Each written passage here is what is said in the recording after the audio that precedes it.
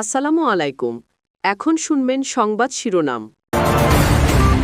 এবার ইরানের missile site ও পরমাণু স্থাপনায় যৌথ বাহিনীর হামলা, লারিজানির মৃত্যুর বদলা নিতে প্রথমবারের মতো হজ কাশেম ক্ষেপণাস্ত্র ছুড়ল তেহরান। ঈদের আগেই প্রায় শতভাগ পোশাক কারখানায় শ্রমিকের বেতন ভাতা পরিশোধের দাবি, বিজিএমইএর মার্চের আংশিক বেতনও দিয়েছে কেউ কেউ। বিদেশি পরামর্শকদের মত উপেক্ষা করে সংসদে সরবরাহ করা হয় নিম্নমানের হেডফোন, এমপিদের অসন্তোষ, অনভিজ্ঞ ঠিকাদারের কারণে ভোগান্তি। হরমুজ প্রণালীর মিসাইল সাইটে ইসরায়েল যুক্তরাষ্ট্রের হামলা, পাল্টা জবাব প্রথমবারে হজ কাশেম ক্ষেপণাস্ত্র ছুড়ল ইরান। এতক্ষণ শুনছিলেন সংবাদ শিরোনাম, এবার বিস্তারিত। নিরাপত্তা উপদেষ্টা হত্যার বদলা নিতে এবার ইসরায়েলে ক্লাস্টার ওয়ারহেড দিয়ে হামলা চালালো ইরান। তেল আবিব, রামাত গান সহ বিভিন্ন এলাকায় ব্যাপক ধ্বংসযজ্ঞ চালায় গুচ্ছ বোমাবাহী এসব মিসাইল। এর মধ্যে ট্রেন স্টেশনে হামলায় প্রাণ গেছে অন্তত 2 ইসরায়েলের। অন্যদিকে ইরানের মিসাইল কেন্দ্র এবং বুশেহেরের পরমাণু স্থাপনায় ব্যাপক হামলা চালিয়েছে ইসরায়েল যুক্তরাষ্ট্র। ইরানের শীর্ষ নিরাপত্তা কর্মকর্তা আলী লারিজানিকে হত্যার বদলা নিতে মঙ্গলবার রাতভর ইসরায়েলি ভূখণ্ড লক্ষ্য করে দফায় দফায় ক্ষেপণাস্ত্র হামলা চালায় ইরানের সামরিক বাহিনী। এসব মিসাইলে বহন করা হচ্ছিল ক্লাস্টার ওয়ারহেড। ইসরায়েলি আকাশসীমায় পৌঁছানোর সাথে সাথেই কার্যকারিতা শুরু করে গুচ্ছ বোমা, ছড়িয়ে পড়ে বিভিন্ন স্থানে। ইরান থেকে ছোড়া ক্ষেপণাস্ত্র ব্যাপক ধ্বংসযজ্ঞ চালায় ইসরায়েলের বিভিন্ন স্থানে। এর মধ্যে সবচেয়ে বেশি ক্ষয়ক্ষতি হয় তেল আবিব এবং রামাত গান এলাকায়। এর মধ্যে একটি স্টেশনে ব্যাপক ক্ষয়ক্ষতি হয়, যাতে প্রাণ যায় একাধিক ইসরায়েলির। ইরানি মিসাইল আঘাত হানার পরপরই সতর্কতা জারি করা হয় এলাকা জুড়ে, সরিয়ে নেওয়া হয় বাসিন্দাদের। এছাড়াও তেল আবিবের বিভিন্ন আবাসিক এলাকায় আঘাত হানে ইরানের ক্ষেপণাস্ত্র।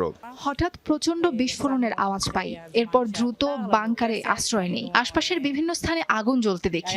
এদিকে ইরানের বিভিন্ন এলাকাতেও ব্যাপক হামলা অব্যাহত রেখেছে ইসরায়েল যুক্তরাষ্ট্র। হরমুজ প্রণালী সংলগ্ন ইরানের মিসাইল কেন্দ্রে চালানো হয় হামলা, ছোড়া হয় বাংকার ব্লাস্টার বোমা। এর পাশাপাশি ইরানের বিভিন্ন সামরিক ঘাঁটি এবং কমান্ড সেন্টারকেও টার্গেট করা হয়। এর পাশাপাশি হামলা হয় বুশেহের পরমাণু কেন্দ্রেও। তবে তেহরানের দাবি, হামলায় পরমাণু স্থাপনার কোনো ক্ষয়ক্ষতি হয়নি। এদিকে আরব দেশগুলোর আহ্বান উপেক্ষা করেই উপসাগরীয় দেশগুলোয় হামলা অব্যাহত রেখেছে আইআরজিসি। ইরানের একাধিক ড্রোন ভূপাতিত করার দাবি জানিয়েছে সৌদি আরব, ওমান এবং বাহরাইন। ইরানের গোয়েন্দা মন্ত্রী ইসমাইল খতিবকে হত্যার দাবি করেছে ইসরায়েল। আইডিএফ এর হামলায় প্রাণ হারিয়েছেন ইসমাইল, এমন দাবি ইসরায়েলের গোয়েন্দা মন্ত্রী ইসরায়েল কাৎজের। তবে এখন পর্যন্ত আনুষ্ঠানিক কোনো বিবৃতি আসেনি নেতানিয়াহু বাহিনীর পক্ষ থেকে। মঙ্গলবার রাতে ইসমাইলের অবস্থান লক্ষ্য করে হামলার কথা নিশ্চিত করেছে ইরানি গণমাধ্যম ইরান ইন্টারন্যাশনালও। তবে এতে তিনি আহত কিংবা নিহত হয়েছেন কিনা তা স্পষ্ট করে জানানো হয়নি। এর আগে সম্প্রতি ফেব্রুয়ারি মাসের বেতন ও ভাতা পরিশোধ করেছে বিজিএমইএর তালিকাভুক্ত প্রায় শতভাগ কারখানা। কেবল 2টি কারখানার মজুরি প্রক্রিয়াধীন, আর বোনাসের প্রক্রিয়া চলছে 4টিতে। এসব তথ্য জানিয়েছে তৈরি পোশাক শিল্প মালিকদের সংগঠন বিজিএমইএ। দুপুরে সংবাদ সম্মেলন করেন সভাপতি মাহমুদ হাসান খান। বলেন, এখন পর্যন্ত 64% কারখানা মার্চের আংশিক বেতনও দিয়ে দিয়েছে। ঈদের আগে বকেয়া বেতন ভাতার দাবিতে শ্রমিকদের সড়কে অবস্থান। নারায়ণগঞ্জের রূপগঞ্জের একটি কারখানার চলতি মাসের শুরুর দিকের ঘটনা এটি। শ্রমিকদের অভিযোগ, এখনও অনেক কারখানায় মেলেনি ফেব্রুয়ারির বেতন। এমন পরিস্থিতিতে সংবাদ সম্মেলন করে পোশাক শিল্প মালিক সমিতি সংগঠন বিজিএমইএ। সভাপতি জানান, বিজিএমইএ তালিকাভুক্ত প্রায় শতভাগ কারখানা ফেব্রুয়ারি মাসের বেতন ভাতা পরিশোধ করেছে। 2টি কারখানার মজুরি প্রক্রিয়াধীন, 4টি ছাড়া বাকি সব কারখানা দিয়েছে বোনাসও। গত মাসের বেতন পরিশোধে 2,500 কোটি টাকার নগদ সহায়তাও ছাড় করা হয়েছে। পোশাক শিল্প চ্যালেঞ্জিং সময় পার করছে বলে দাবি করেন সভাপতি। জানান, চলতি অর্থ বছরের প্রথম 8 মাসে রপ্তানি কমেছে প্রায় 4%। ভূ রাজনৈতিক অস্থিরতা, মধ্যপ্রাচ্য ইস্যুতে কাঁচামাল আমদানিতে এলসি খোলার হার কমেছে 7%-এর বেশি। গ্যাস বিদ্যুতের দাম বাড়লেও নিশ্চিত হয়নি নিরবচ্ছিন্ন জ্বালানি সরবরাহ।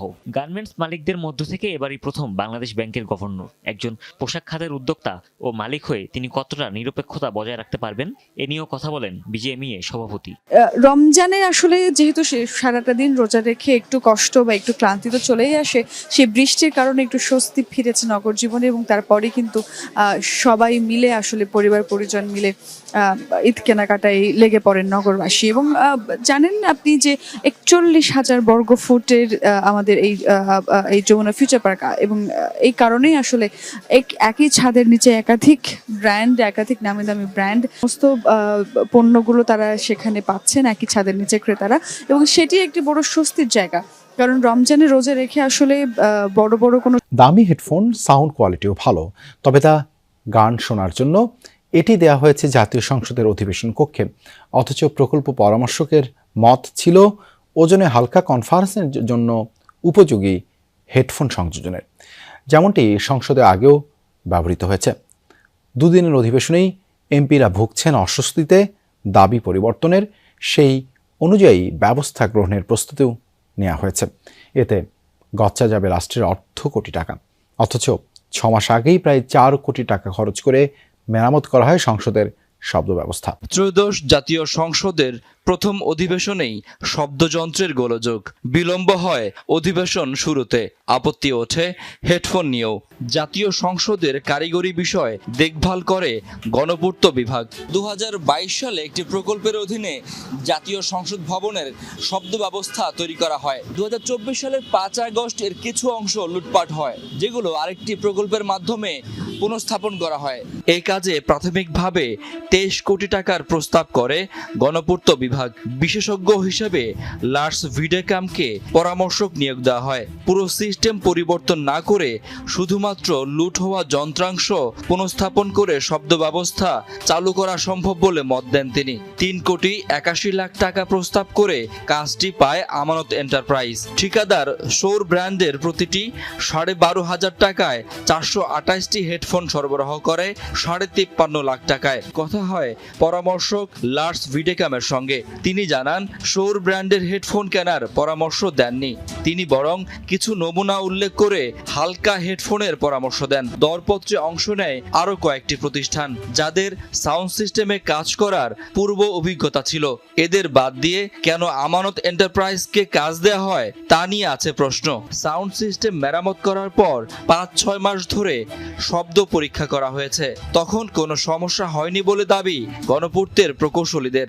4 দশক ধরে সাউন্ড সিস্টেম নিয়ে কাজ করেন প্রকৌশলী। নিরাপত্তা উপদেষ্টা হত্যার বদলা নিতে এবার ইসরায়েলে ক্লাস্টার ওয়ারহেড দিয়ে হামলা চালালো ইরান। তেল আবিব, রামাত গান সহ বিভিন্ন এলাকায় ব্যাপক ধ্বংসযজ্ঞ চালায় গুচ্ছ বোমাবাহী এসব মিসাইল। এর মধ্যে ট্রেন স্টেশনে হামলার প্রাণ গেছে অন্তত 2 ইসরায়েলির। অন্যদিকে ইরানের মিসাইল কেন্দ্র এবং বুশেহরের পরমাণু স্থাপনায় ব্যাপক হামলা চালিয়েছে ইসরায়েল যুক্তরাষ্ট্র।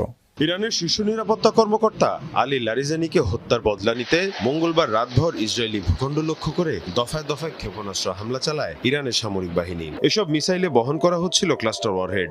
ইসরায়েলি আকাশসীমায় পৌঁছানোর সাথে সাথেই কার্যকারিতা শুরু করে গুচ্ছ বোমা, ছড়িয়ে পড়ে বিভিন্ন স্থানে। ইরান থেকে ছোড়া ক্ষেপণাস্ত্র ব্যাপক ধ্বংসযজ্ঞ চালায় ইসরায়েলের বিভিন্ন স্থানে। এর মধ্যে সবচেয়ে বেশি ক্ষয়ক্ষতি হয় তেল আবিব এবং রামাত গান এলাকায়।